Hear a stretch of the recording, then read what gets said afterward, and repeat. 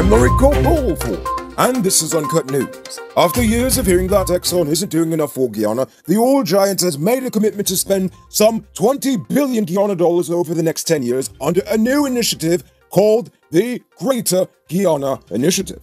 The Greater Guyana Initiative aims primarily to expand ongoing capacity development efforts by supporting education, job training, healthcare, and agriculture. President of ExxonMobil Guyana, Alistair Rutledge, said the move was part of the company's commitment to local content, and unlike all the other nice stuff they have planned in this country, we don't actually have to pay them back in cost recovery. Allegedly. So they say allegedly, so stay on them about that.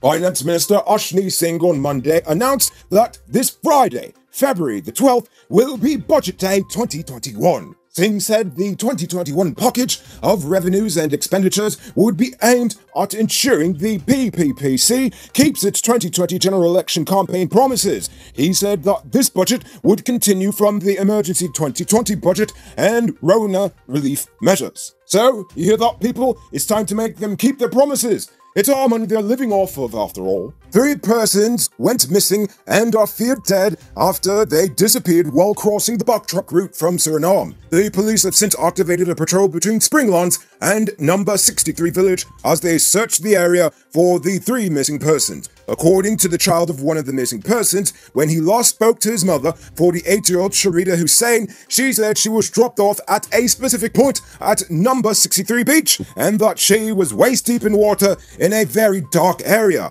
But when the young man arrived, his mother was nowhere to be found. The police said at least 2 other persons were also missing. Now it's time to tell you about Best Buy's car of the day. Currently on sale is this 2018 Suzuki Swift RS Sports Edition. It comes with Bluetooth, CD, stereo, steering controls, crystal lights, magrams, fog lamps, and much, much more. Pay cash for $3.6 million, or pay down as low as $720,000 with around $70,000 monthly, and it's yours. Call WhatsApp 662-0844 for more info, or visit their showrooms at 171 Peter Rose Street, Queenstown, or Lot 2 Lamaha Street, and tell them Noriko sent you for this sweet, sweet deal. JAGDEO said y'all need to stop lying upon he. This morning, he dispelled rumors that he is ill. Widespread rumors had indicated that the nation's greatest puppet master was suffering from cancer. This was the reason being given by many as to why JAGDEO was no longer hosting his weekly press conferences.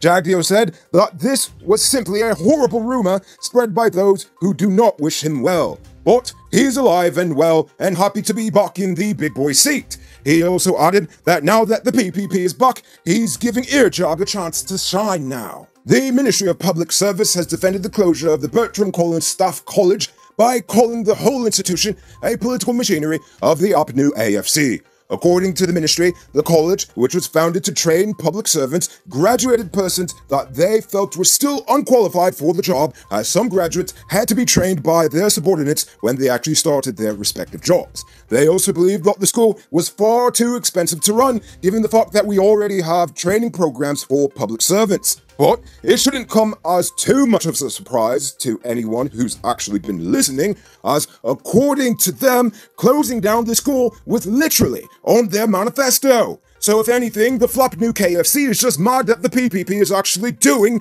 exactly what they said they would. Police are now searching for 2 men who bike-jacked a cop in TUSCHEN on Monday night. Around 9 p.m., 22-year-old Kellon Davis at TUSCHEN was riding his motorcycle on Light Street when he slowed down to go over a speed bump. 2 men who were watching him from afar approached, and they whipped out a knife and a piece of wood and ran at him full speed. Seeing this, he actually jumped off his bike, and then the 2 bandits rode away with it. Wow, what a brave cop. How is this for a bedtime story? Stupidity Bill spends thousands of dollars on new printer ink. Sensy Bill, on the other hand, refills his empty cartridges at Print for Less for just $1,000. He gets a 6-month, 100% money-back guarantee on every refill. Then the bucket band, and the story ends. Call WhatsApp 667-0066, or visit them on Facebook at Print for Less Guyana. Don't be a Stupidity Bill. Jerry Gavaya has done it again, and by it, I mean leave possibly hundreds of travelers stranded without warning whatsoever. Ha-ha! That's sad. Less than a year after Dynamic Airlines rebranded itself as Eastern Airlines, it has announced that it is suspending its service to Guyana with immediate effect. In a letter to travel agents, the airline did not give any reason for its decision, but claimed that the suspension would be temporary. Even though they said it's temporary, Eastern said that passengers who are booked to travel between February to May 2021 will receive a refund, and travel agents have not been told of any possible return date.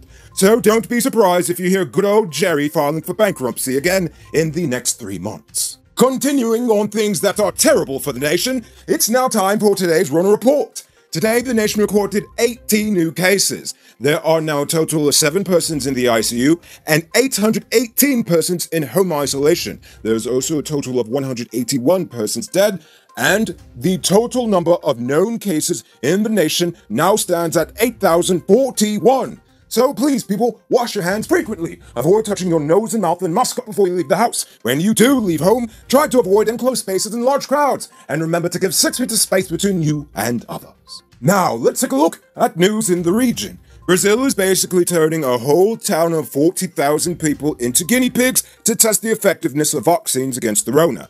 The municipality of SURINAME in the interior state of Sao Paulo will host the first study in the world of this kind. The study, called Project S, was designed and developed by the BERTRAN Institute in partnership with state and local health officials. CoronaVac, a vaccine developed by the Chinese laboratory Sinovac and produced in the country in partnership with the BERTRAN Institute, has proven efficacy in clinical trials conducted in Brazil of 50.38%, but it is expected to have a much higher effectiveness when scaled to the whole population. Digicel is celebrating their 14th anniversary this month, which means they are shaving off the prices.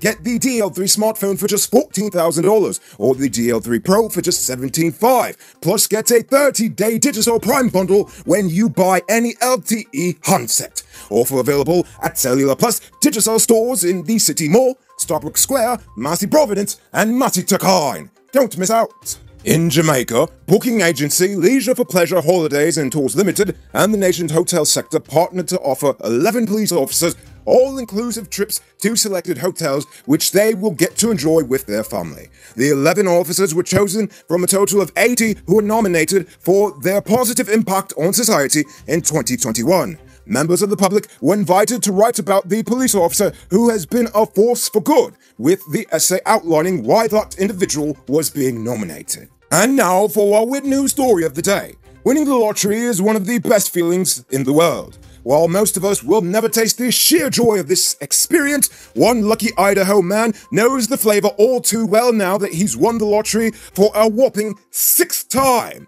I'd say cool $250,000, the latest in Brian Moss's adventures in winning, is also his biggest take yet. And while Brian's win may seem like a coincidence, so is the fact that everyone in town now wants to be his friend, in a completely unrelated phenomenon, I'm sure. And while some critics argue that he's hogging all the winnings, Moss plans to continue dominating the lottery, boasting once more of how he's aided public schools as the lottery goes to actually fund them in Idaho.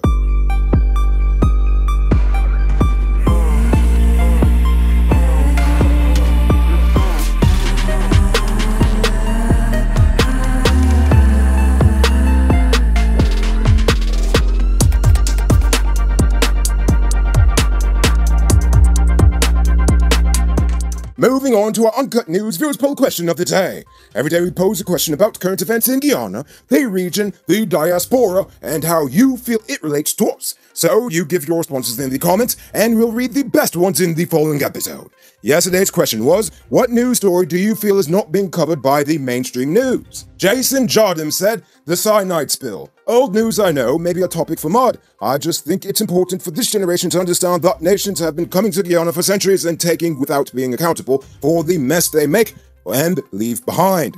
It's time for these developed nations to pay up. I agree fully. Carl Someone said, what's the latest with Venezuela? How's our relationship with France? How are we coping so far with the virus compared to other South American and Caribbean nations? What happened to the 25,000 and the signed pink slip? Right, they didn't even come around to my house yet. And M. Caesar says, domestic violence on both sexes need to be brought to the forefront, and yes, there's men in Guyana being abused, just not gonna hear about it. The thing is, us Guyanese are raised on licks, and that it's normal when someone else does it to us, be it the police or our other half. A sad reality indeed. So, you all gave some great answers, people. Plus, I really appreciated the support you've all dropped in the comments. We'll continue to bring you all the news straight, unbiased, and uncut. I wish I could read all of your answers, but sadly, we're out of time. So, I'll leave you with this question. The private sector in Jamaica is teaming up to reward and recognize the good cops in the force. Do you think we should try that here,